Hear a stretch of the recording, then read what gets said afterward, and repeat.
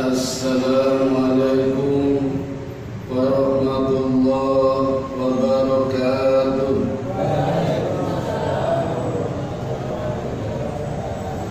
Innal hamdalillah nahmaduhu wa nasta'inuhu wa nastaghfiruhu wa na'udzu billahi min shururi anfusina wa min sayyiati a'malina.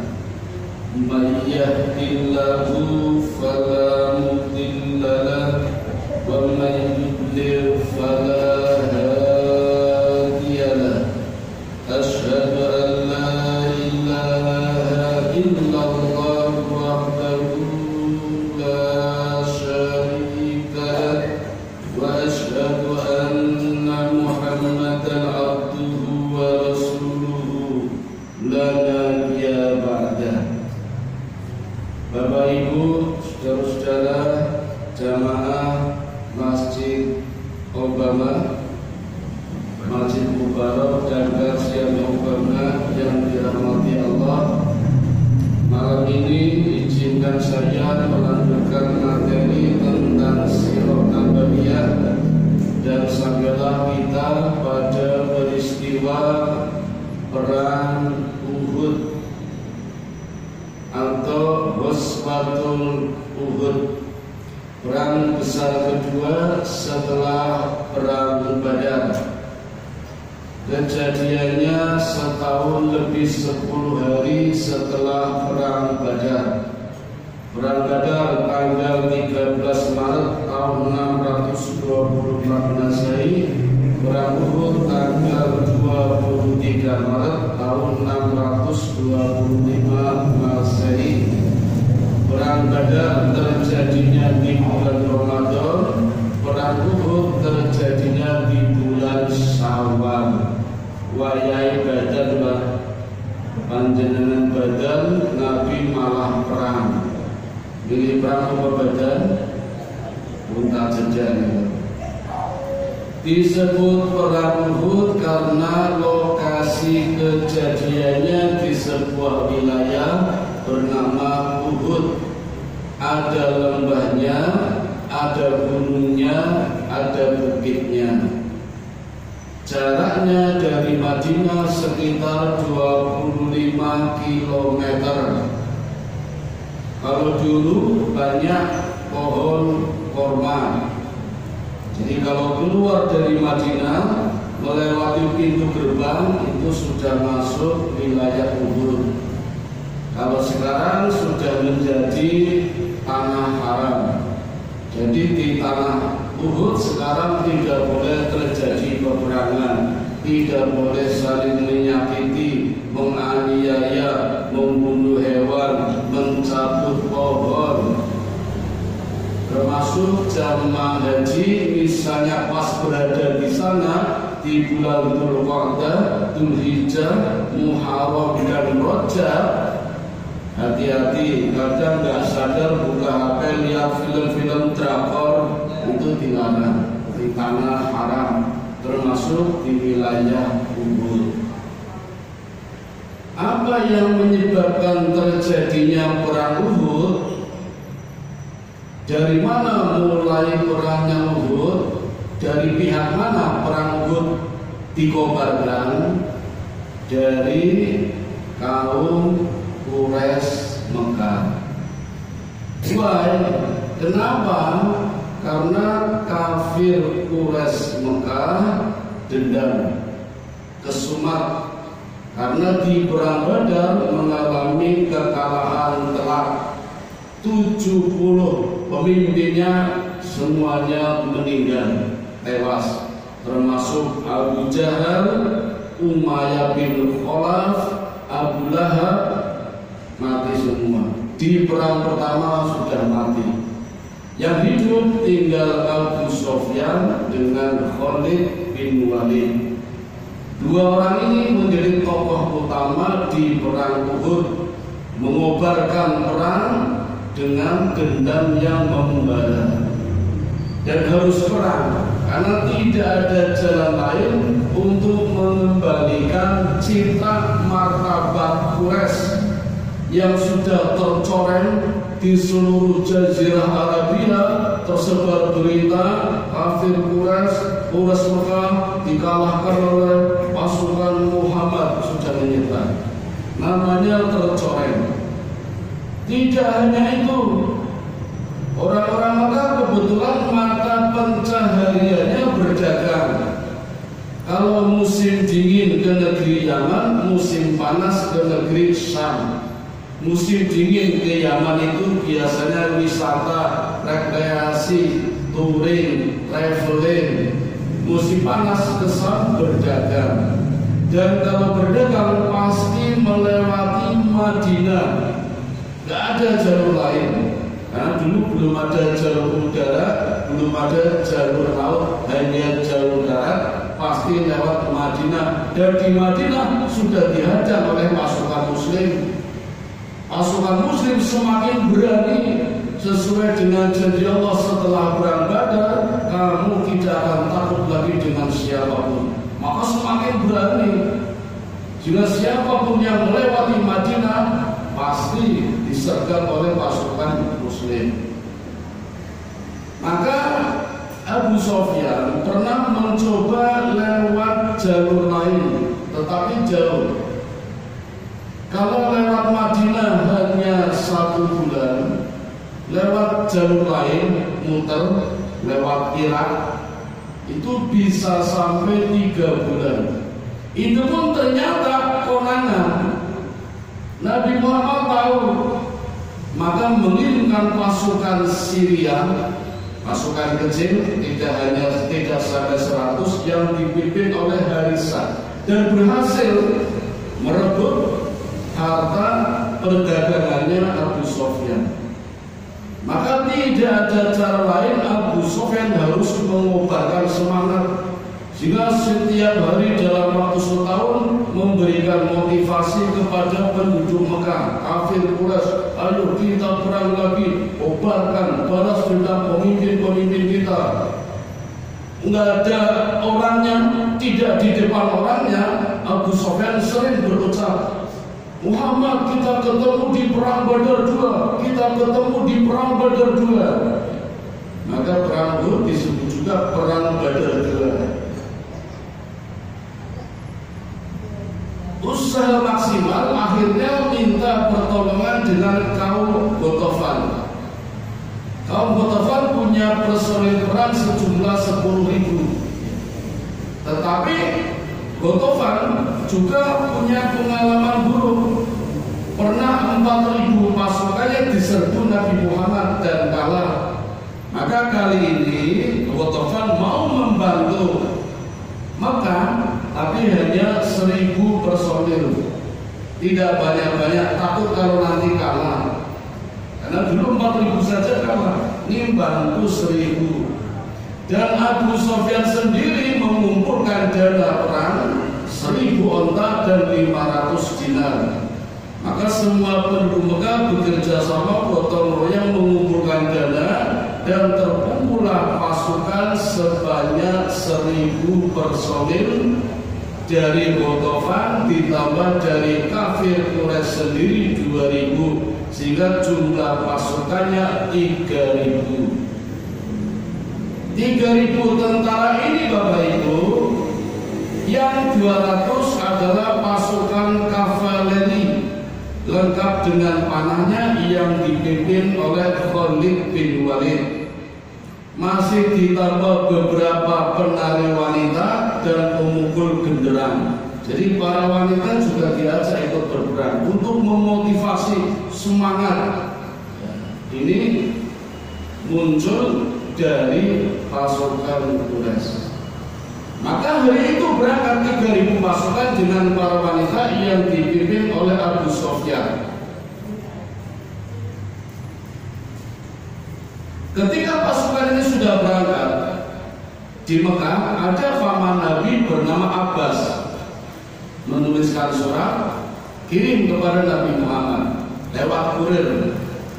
Dulu belum ada Grab, lewat kurir Surat diterima oleh Nabi Muhammad, kemudian dibacakan oleh sahabat, yang intinya pasukan Mekah sudah bergerak menuju Madinah sejumlah 3.000.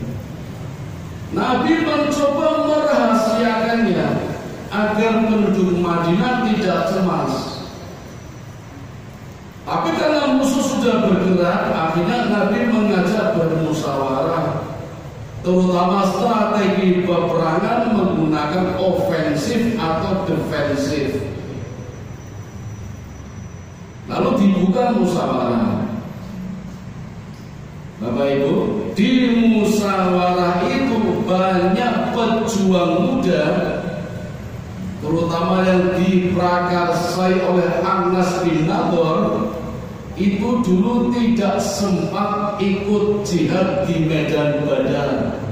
Hanya mendengar berita betapa dahsyatnya perang Badar, betapa hebatnya pasukan muslim yang jumlahnya hanya 314 mampu mengalahkan orang Quraisy 1000, padahal senjatanya terbatas, tombak hanya berapa saja, kuda berapa saja, sementara kafir Quraisy lengkap dengan senjata perangnya kalah dengan pasukan muslim. Maka Anas bin Nadhr ini penasaran, sehingga mengusulkan, ya Rasulullah, kita menyerang. Saya ingin merasakan betapa dahsyatnya jihad medan Badar di Uhud kali ini. Juga Hamzah paman Nabi di perang Badar juga pahlawan. Di Mubarazah ketika perang tanding mampu menewaskan 3 orang dalam satu keluarga, yaitu keluarganya Hindun. Hindun itu istrinya Abu Sufyan. Kehilangan 3 orang yang sangat dicintainya, bapaknya, kakaknya, pamannya, dan yang membunuh adalah Hamzah. Jagoan ini Hamzah. Maka Hamzah termotivasi, pengalaman di Badar kemarin menang, mengusulkan, kita serang saja ya Rasulullah. Lalu bagaimana pendapat Rasulullah? Kalau menurut saya, kata Rasulullah, kita bertahan saja.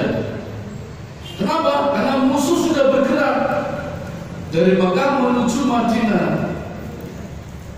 Yang kedua,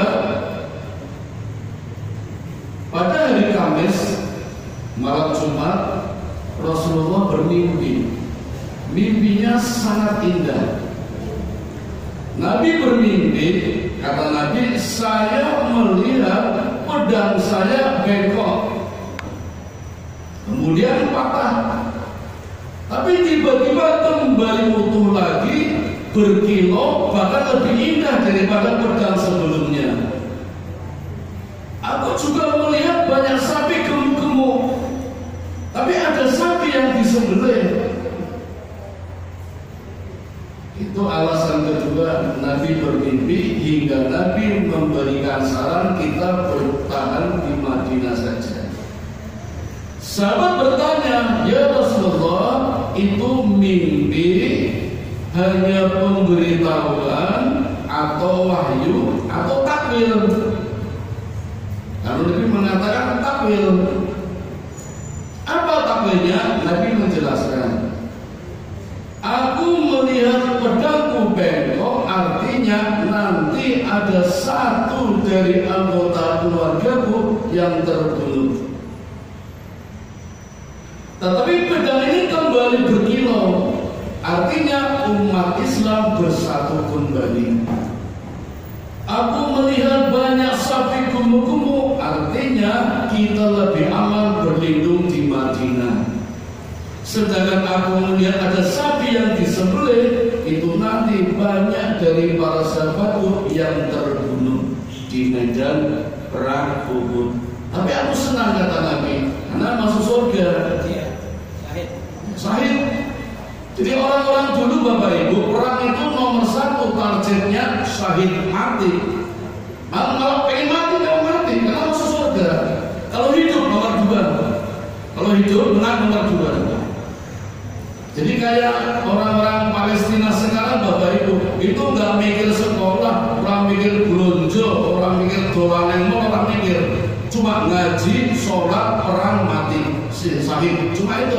surang ini apa? Itu dari dulu loh Pak, sejak saya kecil SD, Yasir Arafat perang rampung Israel, itu hanya itu pekerjaannya, ngaji, sholat, jihad, surga, udah nggak mikir lain-lain. Itu orang Palestina sekarang seperti itu. Jadi seperti para sahabat Nabi. Alasan ketiga, pertahanan di Madinah lebih kuat. Jadi kalau musuh menyerang, masuk ke lorong-lorong, nanti pasukan muslim bisa menghujani dari atas genteng. Dari lorong itulah pasukan Mekah terjebak. Ini strategi Nabi. Strategi Nabi ini disetujui oleh Abdullah bin Ubaidillah bin Salul, tokoh munafik. Jangan kaget, orang munafik namanya Abdullah bin Ubaidillah bin Salul. Munafik gak usah kaget. Mending Pak Toto ini imam masjid besar, skip. Namanya Pak Toto.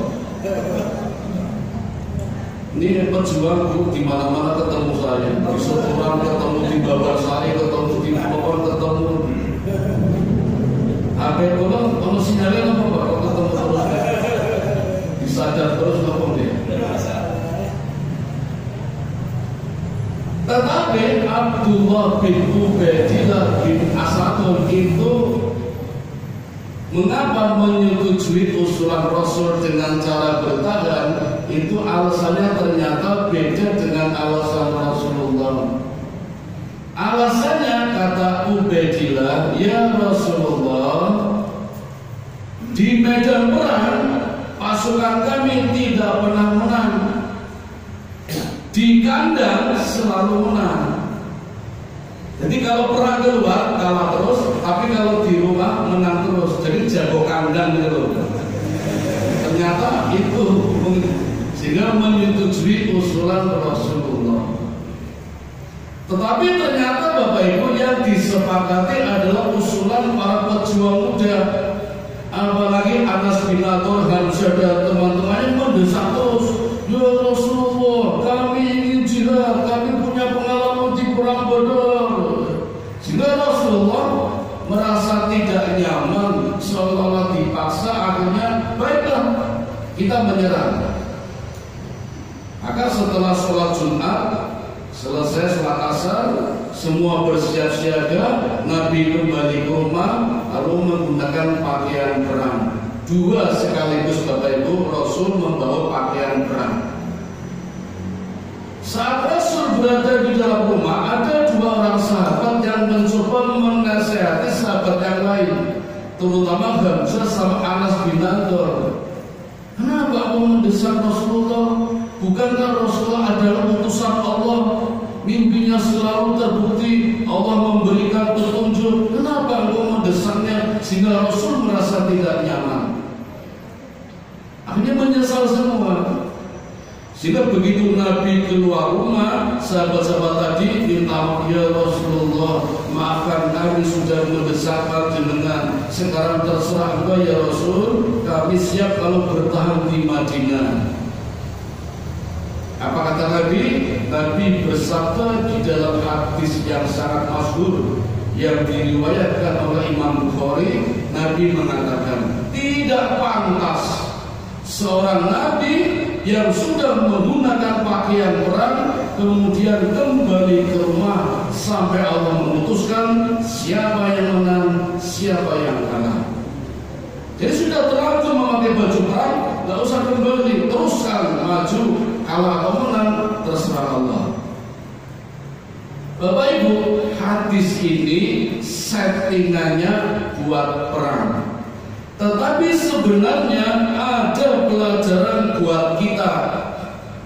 Kalau kita sudah keluar rumah, pantang kembali ke rumah sebelum selesai urusannya.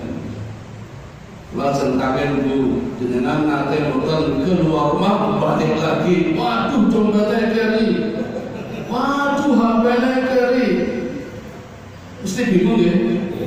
Dulu nggak ada HP, nggak apa-apa. Sekarang HP ketinggalan, bingung sekali.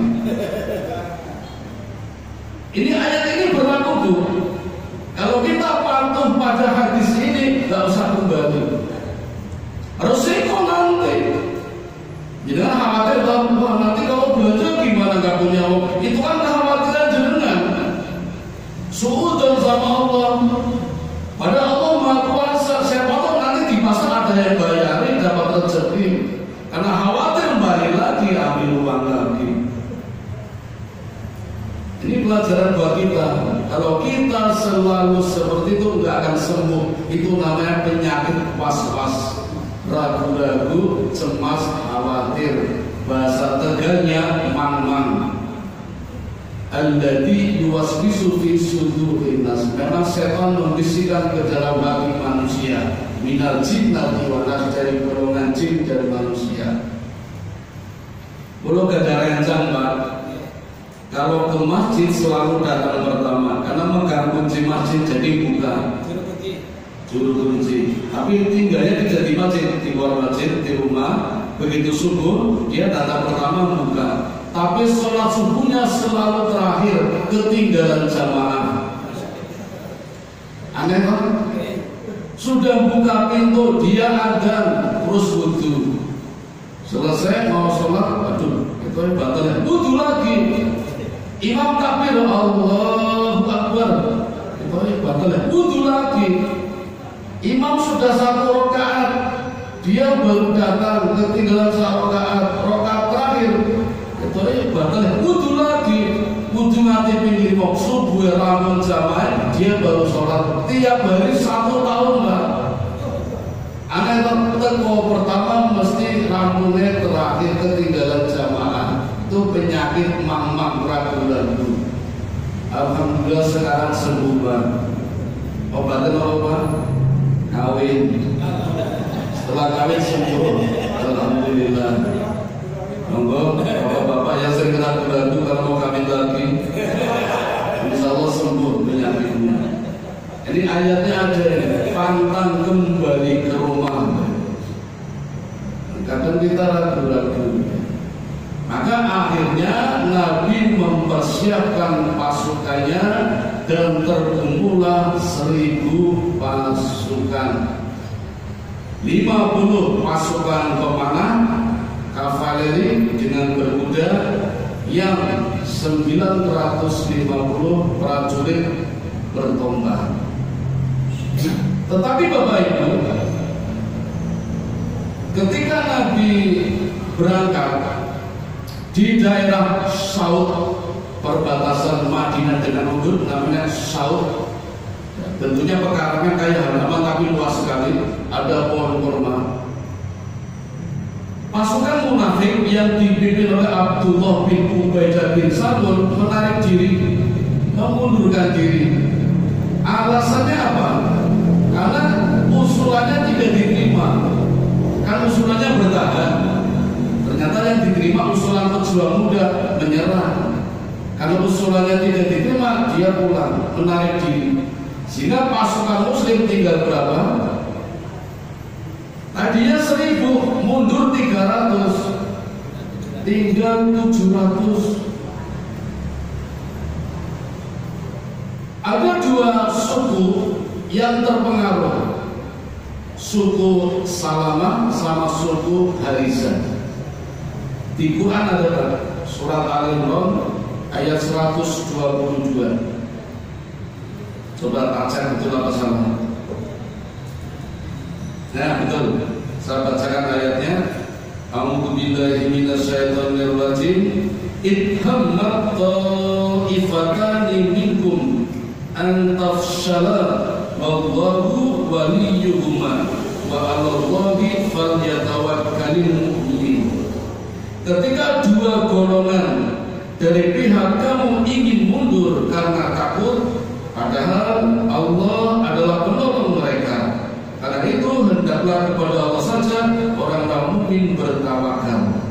Jadi yang dimaksud 2 golongan ini adalah golongan dari Bani Salamah dan dari Bani Harizah. Terpengaruh orang munafik, ikut mundur, jumlahnya 100.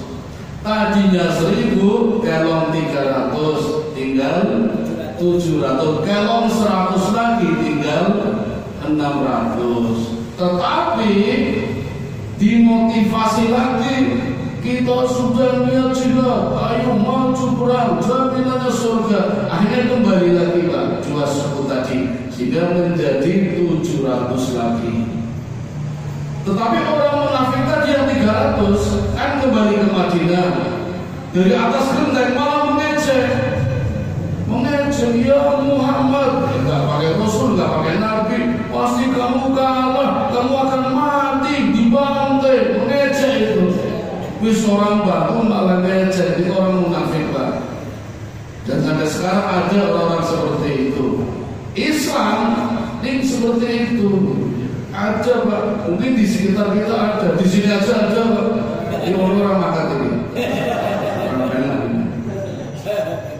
Ya berangkatlah Nabi, dan Nabi meminta kepada sahabat, siapa di antara kalian yang bisa menunjukkan jalan, memposisikan kita di mana di belakang saya, kata Nabi, Gunung Uhud, di sampingnya Bukit Pemanah. Jadi menghadap ke Mekah, menghadap musuh.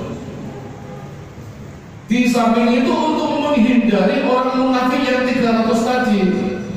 Nanti cerita, kan munafik sukanya berkhianat. Nanti menyebarkan berita, kirim pesan kepada Abu Sufyan di Mekah, kalau Muhammad lewat sini. Nanti seperti itu.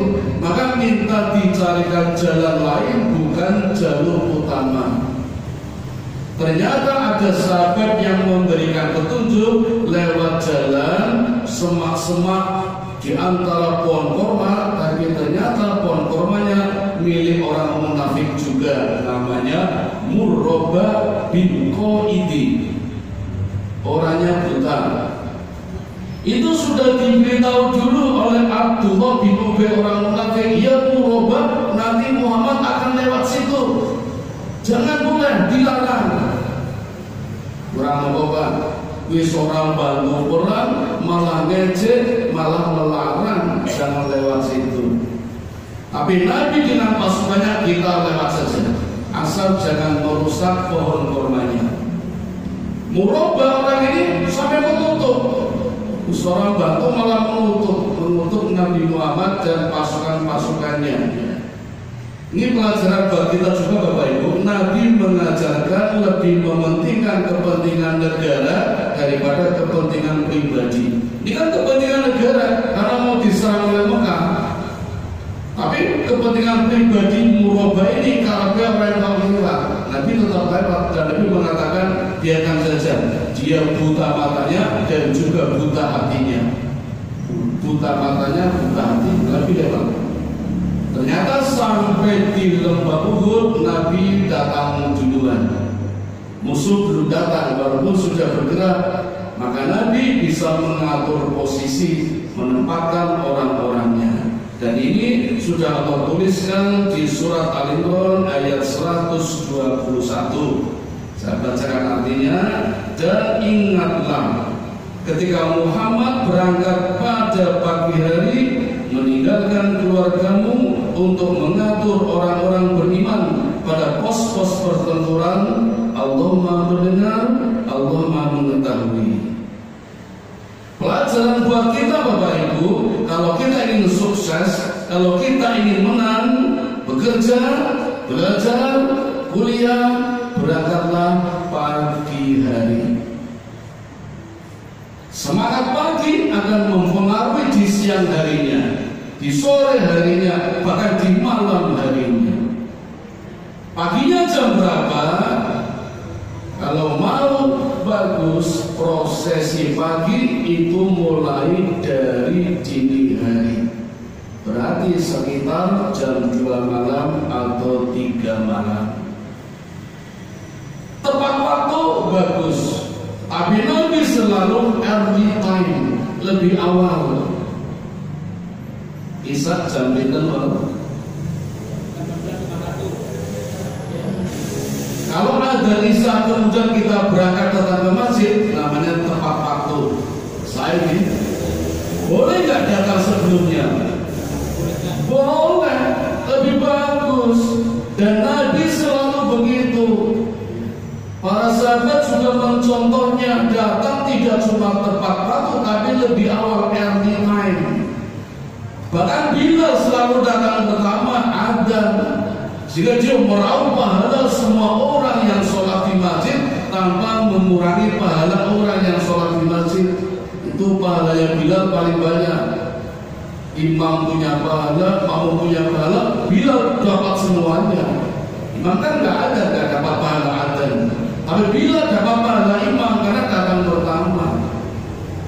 Tapi ketika sholat subuh, Bilal dikalahkan oleh orang yang buta, namanya Abdullah bin Umi Maktum.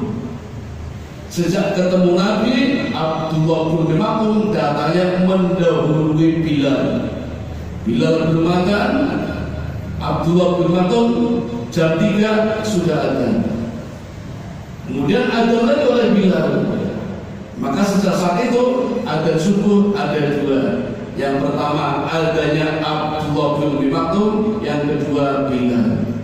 Maka bapak-bapak kadang mungkin dengar ya, sekitar jam 3 kok ada adzan yang di, itu adanya Abdullah bin Umi Maktum untuk bangunan, bukan untuk sholat.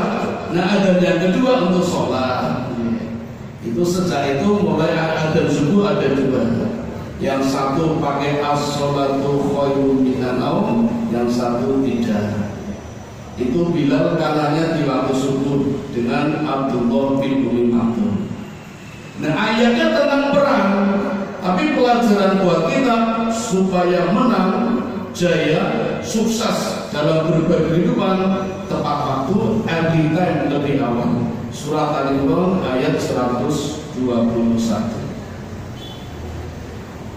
Bapak Ibu yang dirahmati Allah, setelah pasukan semua siap seperti biasa, Nabi mengadakan inspeksi, dan ternyata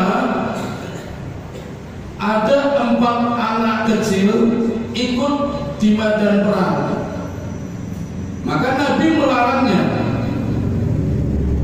Satu adalah Abdullah bin Umar, anaknya Umar bin Khattab.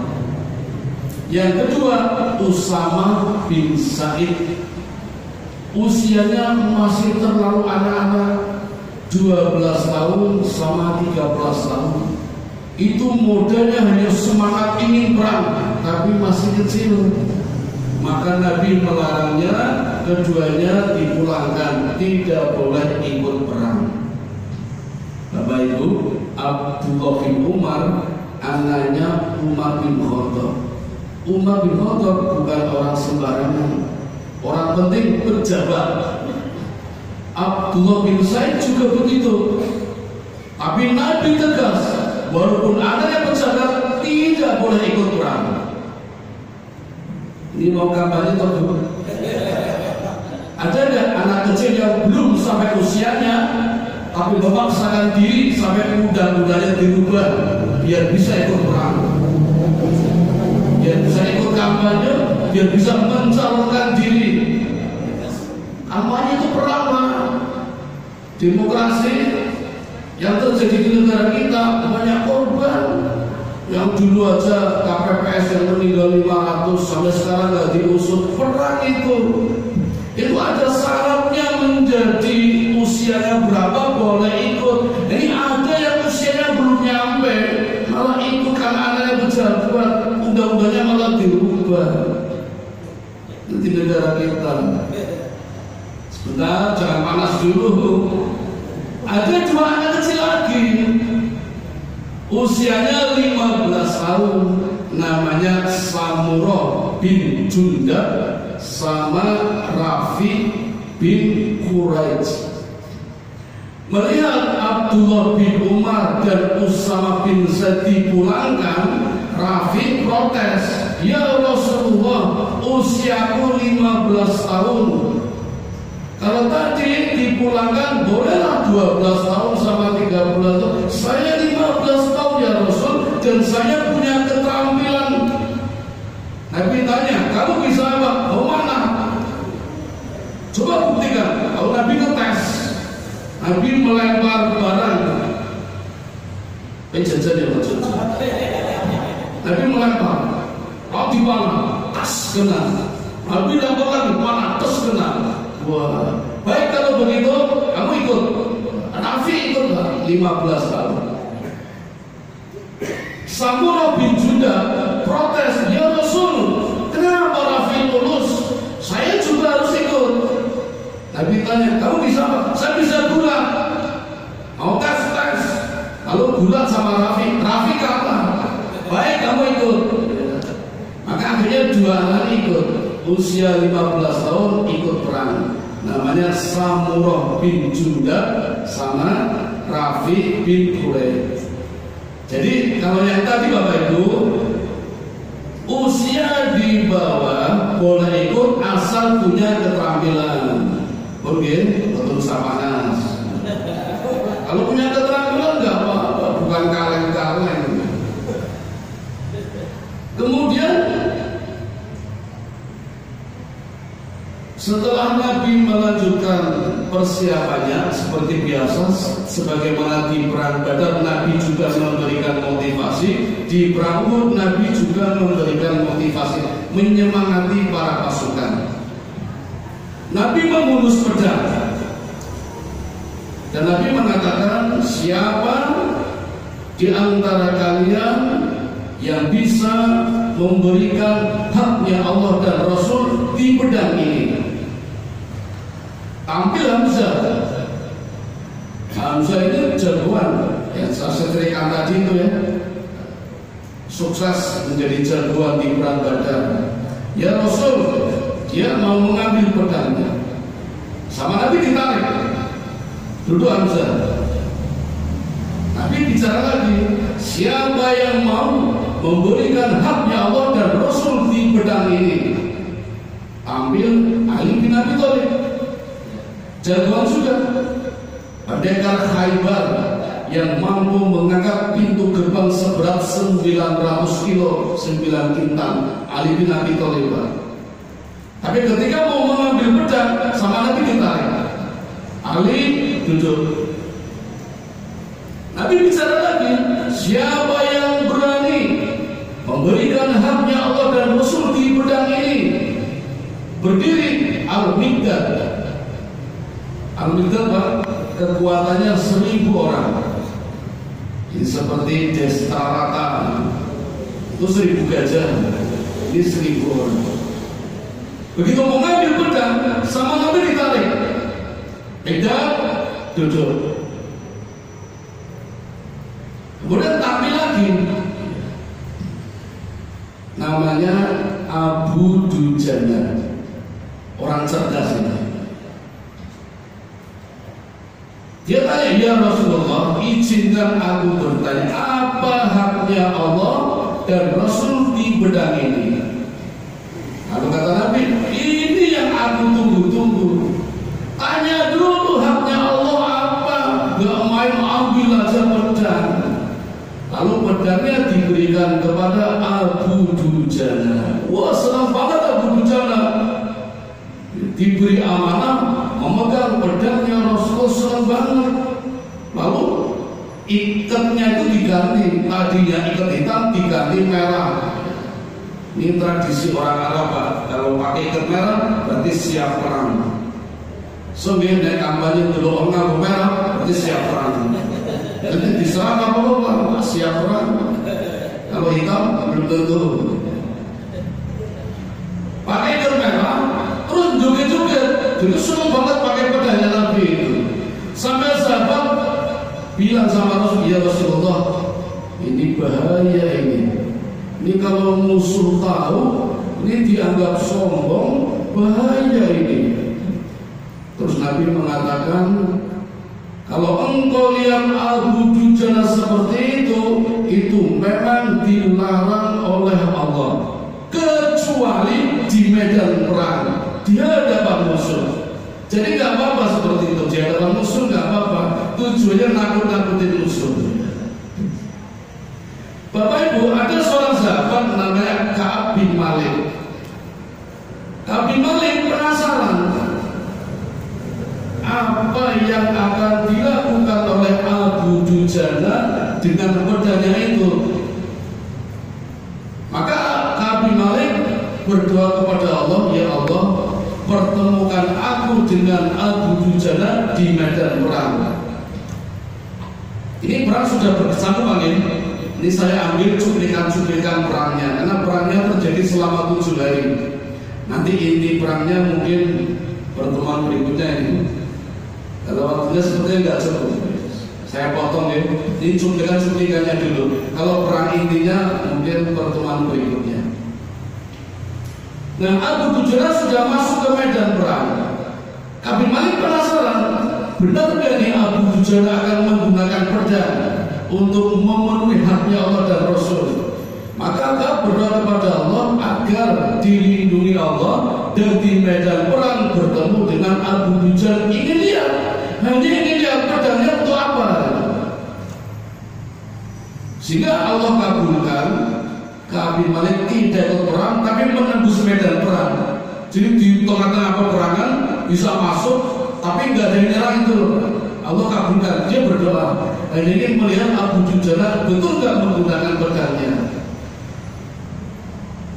Ternyata sampai pada suatu ketika melihat Abu Dujana bertemu dengan seorang musuh yang seimbang, terjadilah pertempuran yang sengit sampai berdebu, guling-guling, tangkis sana sini, pukul sana sini, banting-banting, sampai akhirnya pedangnya musuh menembus perisainya Abu Dujana. Tapi nancep, sehingga pedangnya tidak bisa ditarik. Dan kesempatan ini digunakan oleh Abu Dujana dengan pedangnya Rasulullah tebaskan ke kepalanya musuh sampai kepalanya terbelah menjadi 2. Abu Dujana ternyata tahu kalau Ka'ab ada di belakangnya, jadi mengikuti, dan Ka'ab tahu yang dilakukan oleh Abu Dujana. Maka begitu selesai membunuh musuh, Abu Dujana bertanya kepada Kabil Malik, gimana Kabil Malik? Apa pendapatmu? Kata Malik, selamat Abu Dujana, engkau sudah menggunakan pedangnya Rasulullah sampai bengkok. Maka Bapak Ibu, berdasarkan riwayat ini kita boleh memberikan ucapan selamat kepada seseorang setelah menyelesaikan tugasnya dengan baik. Sebagaimana Ka'ab memberikan ucapan selamat kepada Abu Dujana karena tuntas sukses menggunakan amanat Rasulullah dengan pedangnya sampai bengkok untuk membunuh musuh. Jadi kalau di antara kita ada yang punya hajat, syukuran, sukses, naik pangkat, gajinya muda, umumnya jadi api, berhaji, berdoa, selamat di, nggak apa-apa, betul-betul. Ini hati-hati, biasanya selamat di, biar langsung selesai kerja. Nah itu perlu dijaga. Nggak usah cerita, nggak usah pamer nih. Aku ini berhaji loh, rasa cerita. Aku baru ketemu loh, rasa cerita. Kecuali ada yang tanya, selamat dia, alhamdulillah, umayanya. Oh dia pun kata mau nomor 1 betul. Hati-hati, itu boleh. Berikutnya Bapak Ibu, ada seorang sahabat bernama Handolah. Handolah ini Pak, hari Jumat malam menikah, ijab kabul, walimahan, resepsi. Kesel betul? Kesel ya? Sehingga malam hari tidak sempat berhubungan dengan istrinya. Paham ya? Oh, merasa cerita dulu. Pagi harinya setelah sholat subuh berjamaah baru bisa berkumpul dengan istrinya, bergaul, rasa di video.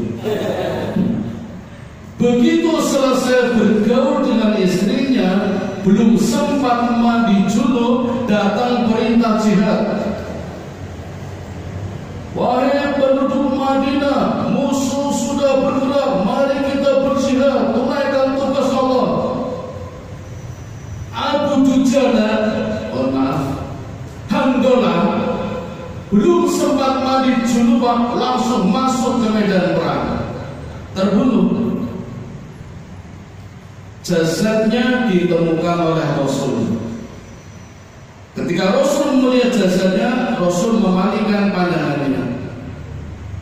Sahabat bertanya, ya Rasulullah, ada apa memalingkan pandangan dari Handolah? Ada dua riwayat. Riwayat pertama, Nabi mengatakan, aku melihat istrinya Handolah menjadi bidadari dan menjemput Handolah masuk ke surga. Riwayat kedua, aku melihat Handolah mandi junub dan dimandikan oleh malaikat. Maka Handolah bergelar Gazil malaikat, Gazilatul malaikat, orang yang dimandikan malaikat, mati syahid surga. Bapak Ibu, ini contoh buat kita, ujian buat kita. Bagaimana kalau kita dapat perintah jihad? Apakah kita akan kuat sama seperti Handolah yang baru saja melangsungkan pernikahannya, hubungan yang pertama kalinya di masa hidupnya, kenangan yang indah hanya sekali langsung berakhir. Kira-kira kuat boten mantan anyar perang mati. Ketoy boten kuat ketoy. Para sahabat Bapak Ibu selalu menomorsatukan perintah Allah dan Rasul. Yang lain berikutnya, keluarga nanti, anak nanti, istri nanti, suami. Yang penting Allah sama Rasul. Begitu perintah siap datang, maju. Yang lain tidak dipikir. Karena tahu jaminannya surga. Jadi walaupun pengantin baru, jamaah subuh tetap wajib. Ini pas pengajian kok orang sintakon, Pak Ustaz, boleh gak pengantin baru tidak jamaah subuh? Ya tetap dosa. Jamaah subuh wajib. Ketika bagaimana caranya bangunnya jam berapa? Pengantin orang sempat jamaah subuh. Sekarang itu banyak Bapak Ibu orang Islam, orang mukmin yang mencoba membuat mudah, meremehkan yang namanya sholat jamaah. Termasuk murid-murid saya, ajeng pawe bak karnaval makanya jam beroleh jam 3 sore hingga ke jam 11 kawis dandan, jam 11 kan udah dandan Pak, belum duhur udah dandan, anak duhur harus sholat boten, sholat ya Pak, aku mundur kabeh, timbang mundur kan di luar sholat. Habis duhur udah kumpul di hotel Ina Garuda di Jalan Abu Bakar Ali. Ini kok jam 12 Pak, jam 7 kumpul. Padahal bawanya kok bahasa takune. Duhur hilang, asar hilang. Bawa jalan sampai alun-alun sudah isya Pak, maghrib hilang.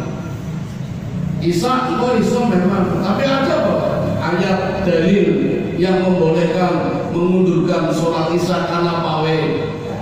Mari bisa dijamak karena pawe. Pawenya hanya untuk kemerdekaan RI macam-macam. Iko pawe. Saniki resepsi pengantin dengan gawe wani boten tidak meninggalkan sholat jamaah. Dan banyak itu terjadi Pak. Kulo kadang iseng takon karo mantene karena undangannya jam 11 makan siang, tapi ijab kabul jam 9. Tak takoni arep dandan jam piro? Jam 3 Pak. Saat durunge subuh dandan Pak. Nanti nginep di hotel atau di pendopo karena ada ruangannya. Sampai nginep di situ. Alasannya sudah wudu, nanti wayah subuh tinggal sholat. Ya, ini janji loh. Aku tiap musim orang ngerti loh. Ya tadi orang jamaah, nanti orang masjid terus dandan. Itu banyak orang-orang yang memudahkan meninggalkan sholat jamaah. Namun bila minta, ini kok baru pawe, baru karnaval, baru resepsi, belum jihad. Apa mana ditugaskan ke Palestina, abad banget kita. Nah ini Handolah Bapak Ibu. Ada lagi seorang pendeta Yahudi namanya Khuwailid. di waktu duha mendapat perintah jihad. Ada perintah jihad. Lalu pendeta Yahudi ini naik ke menara mengumumkan, wahai umatku, orang-orang Yahudi, ada perintah jihad. Madinah akan diserang musuh. Mari kita bantu Muhammad. Ada beda agama ya. Muhammad kan Islam, tapi Muhammad Muslim. Ini pendeta Yahudi. Tapi mau memberikan pengumuman di atas menara kepada umatnya, ayo kita berjihad, kita bantu Nabi Muhammad karena Madinah diserang musuh. Karena memang ada Pak, di dalam kitab Taurat itu ada perintah ketika umatnya Nabi lain diserang musuh, maka umatnya Nabi lain harus membantu. Itu kitab Taurat ada Pak. Maka kalau Palestina digebur Israel, kita punya kewajiban membantu sebenarnya. Walaupun beda jauh lokasinya, sama seperti nabi-nabi yang lain. Cuma karena negara kita tidak memungkinkan, paling bantuan kita hanya berdoa atau memberikan sumbangan donatur, entah bagaimana caranya. Kalau tidak bisa, bertempur di sana. Karena kewajiban juga, walaupun caranya jauh. Nah, ketika pendeta ini mengumumkan, umatnya jawab, ya Huwailid, ini hari Sabtu. Hari Sabtu hari raya orang Yahudi. Silakan kau berperang sendiri. Itu orang Yahudi Pak. Sama pendetanya saja begitu, sama nabinya saja begitu. Jadi di agama Yahudi punya keyakinan kalau dulu Tuhan membuat alam semesta itu dalam waktu 6 hari, dimulai hari Ahad, Senin, Selasa, Rabu, Kamis, Jumat, Sabtunya libur karena Tuhan capek. Karena libur, istirahat, cuti, Tuhan cuti, hambanya lebaran hari raya. Maka hari raya orang Yahudi hari Sabtu, makanya hari Sabtu tidak boleh perang. Pendeta yang mengajak perang, kita bantu Muhammad, Madinah diserang musuh. Umatnya, ini hari Sabtu, kita nggak boleh perang, silakan kamu perang sendiri. Persis seperti Bani Israel, umatnya Nabi Musa. Dulu Nabi Musa dengan 120.000 umatnya, orang-orang Israel, itu dijanjikan oleh Allah masuk ke Palestina harus perang, jihad, pasti menang. Karena nggak bisa masuk Palestina. Palestina sudah diduduki kaum namanya kaum Jababirin minal Amalikah. Orangnya gede-gede kayak raksasa. Orang-orang Bani Israel takut, disuruh jihad nggak mau, padahal Allah menjanjikan pasti menang. Tapi orang-orang Israel mengatakan kepada Musa, ya Musa, kamu sajalah yang berperang. Silakan ajak Tuhanmu berdua. Nanti kalau menang saya baru ikut-ikutan, saya tak nonton saja. Itu orang Israel Pak. Baru sekarang kecuali Palestina sudah dipakai orang, sekarang menggempur, mau mengambil beto rakyat. Ikut ceritanya Pak.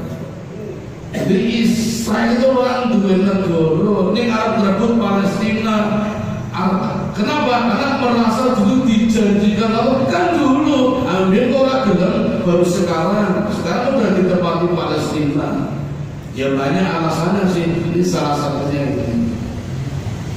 Nah, maka pendeta ini akhirnya berjuang sendiri. Bapak Ibu, jangan seperti orang Yahudi nih. Orang Yahudi kalau memanggil orang langsung namanya. Kalau dalam Islam ada etikanya. Pak, Bu, saya kalau manggil mungkin saja Mas ya. Saya manggil menantu saja Mas. Kadang Ustaz, Syekh Toto. Pakai pelajaran. Kalau orang Yahudi mesti manggil namanya langsung Muhammad. Yang gak etis ya. Tapi pendeta ini Pak tiba-tiba memanggilnya pakai predikat, ya Rasulullah, sampai Nabi kaget. Dan nggak pakai nanya di hadapan Nabi, langsung membaca syahadat. Jadi pendeta Yahudi Khuwailid ini turun dari menara menghadap Nabi, ya Rasulullah, asyhadu an la ilaha illallah wa asyhadu anna Muhammadar Rasulullah. Masuk Islam, langsung masuk ke medan perang, terbunuh, mati. Lalu Nabi menemukan jasadnya, dan Nabi mengatakan kepada para sahabat, siapa di antara kalian yang ingin melihat orang belum pernah sholat tetapi masuk surga, inilah orangnya. Khuwailid belum pernah sholat tapi masuk surga. Kapan sholatnya? Subuh dia masih Yahudi, di waktu duha baca syahadat, belum duhur maju medan perang terbunuh, kan belum sholat tapi masuk surga. Maka Bapak Ibu jangan kecil hati. Kalau nanti di rumah, di tetangga ada yang belum pernah sholat, dibilangin saja masuk surga walaupun nggak pernah sholat, tapi jihad, perang, memerangi kejahatan, surga walaupun belum pernah sholat. Pendeta Khuwailid masuk Islam. Masih ada waktu? Ini cuplikan dulu ya. Ada lagi Abu Jamrud diprotes oleh dua anaknya, ya Rasul, tolong bapak saya jangan diizinkan perang. Loh, kenapa? Bapak saya pincang. Maka Nabi melarang. Tetapi Abu Jamrud mengatakan, ya Rasulullah, kenapa kau melarang aku masuk surga? Emang orang pincang nggak boleh masuk surga? Apa kata Nabi? Kalau begitu boleh, silakan dinaikkan di atas kudanya, lalu maju ke medan perang. Dengan pincang betul, mani perang betul. Ini Abu Jamrud.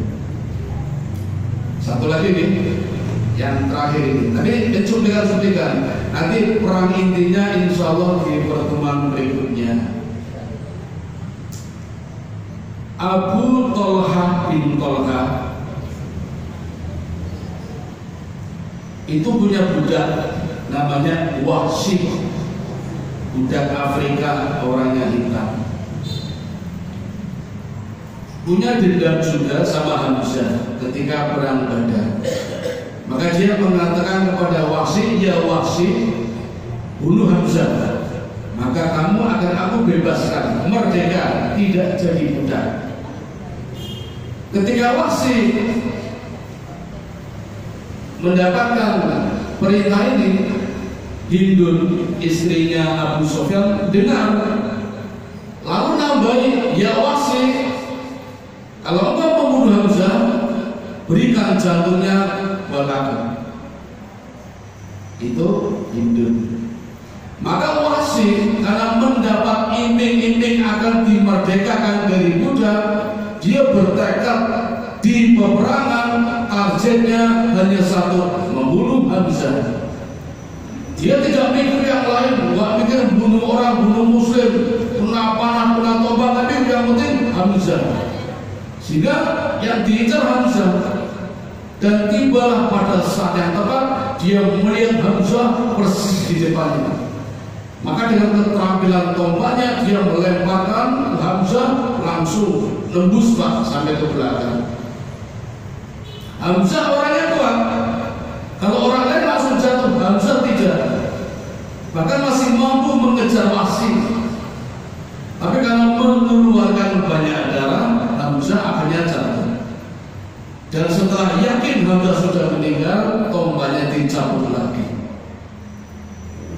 Lalu Hindun menagih janji, berikan jantungnya untuk dibedah dadanya, jantungnya dimakan. Tapi tidak bisa. Dalam suatu riwayat hanya dikunyah-kunyah saja.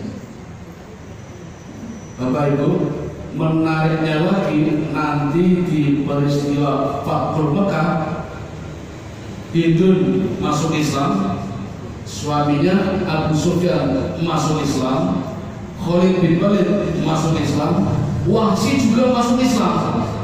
Luar biasa. Sehingga Wahsy merasa bersalah sudah membunuh Hamzah, dan dia baru merasa lega kalau nanti bisa menebus kesalahannya dengan membunuh orang yang seimbang, dan ucapannya terbuktilah. Di zaman Khalifah Abu Bakar As-Siddiq, Nabi sudah meninggal, Wahsy mewujudkan keinginannya. Dengan tombaknya yang digunakan untuk membunuh Hamzah, tombaknya digunakan untuk membunuh Musailamah Al-Kadzdzab, memerangi Nabi palsu. Sehingga merasa lega, kesalahanku sudah terbalas dengan kebaikanku. Setelah itu meninggal, jihad, masuk surga. Itu menariknya di situ. Kadang hidayah tidak disangka-sangka, pembunuh malah jadi baik, masuk surga. Demikian Bapak Ibu beberapa cuplikan terjadinya perang Uhud.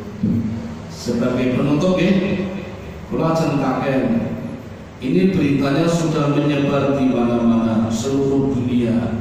Kalau perang Uhud, umat Islam menang atau kalah? Kalau mau menang, berita yang menyebar itu kalah. Jadi kekalahan umat Islam di perang Uhud. Di Quran sudah ada surat Al-Imran, ayatnya juga menjelaskan kekalahan umat Islam di perang Uhud. Saya juga begitu. Saya juga mengatakan umat Islam kalah di perang Uhud. Cuma Bapak Ibu, saya ingin melengkapi. Ya, tidak hari ini, pertemuan berikutnya. Memang kalah, tapi tidak langsung kalah. Menang, kalah, menang. Ya, ada 3 fase. Menang dulu, baru kalah, terus menang lagi. Insya Allah besok di pertemuan berikutnya akan kami sampaikan. Ini baru suntikan. Besok menang, kalah, menang. Demikian yang dapat kami sampaikan, mudah-mudahan ada manfaatnya. Kami kembalikan kepada pembawa acara. Assalamualaikum warahmatullahi wabarakatuh. Baik Bapak Ibu jamaah pengajian yang dirahmati Allah, karena waktu sudah menunjukkan pukul 9 lebih, mari kita akhiri kajian Obama pada kesempatan malam hari ini. Sebelum ditutup, monggo untuk gelas-gelasnya disingkirkan dulu di tempat yang aman supaya nanti tidak tersambar oleh kaki pada saat bulan pengajian. Dan marilah kita tutup pengajian pada kesempatan malam hari ini dengan bersama-sama baca hamdalah dan doa di pada majelis. Alhamdulillahirabbil alamin, subhanakallahumma wa bihamdika, asyhadu an la ilaha illa anta, astaghfiruka wa atubu ilaik. Assalamualaikum warahmatullahi wabarakatuh.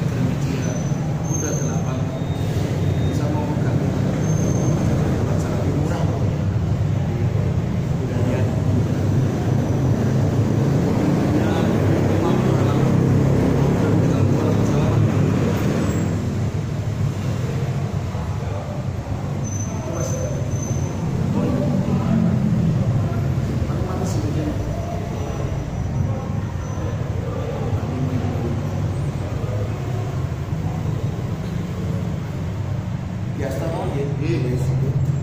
Ini. Oh iya.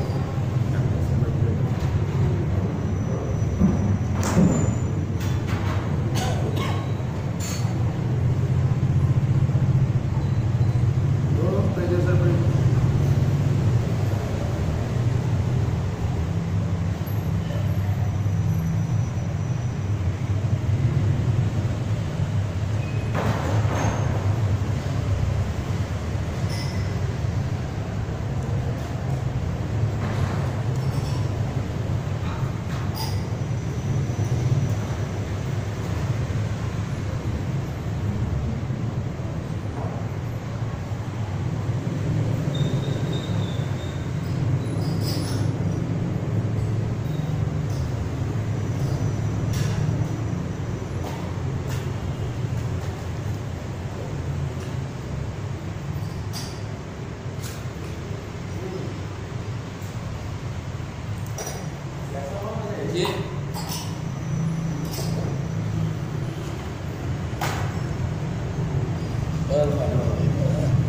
Bisa nyala kuat.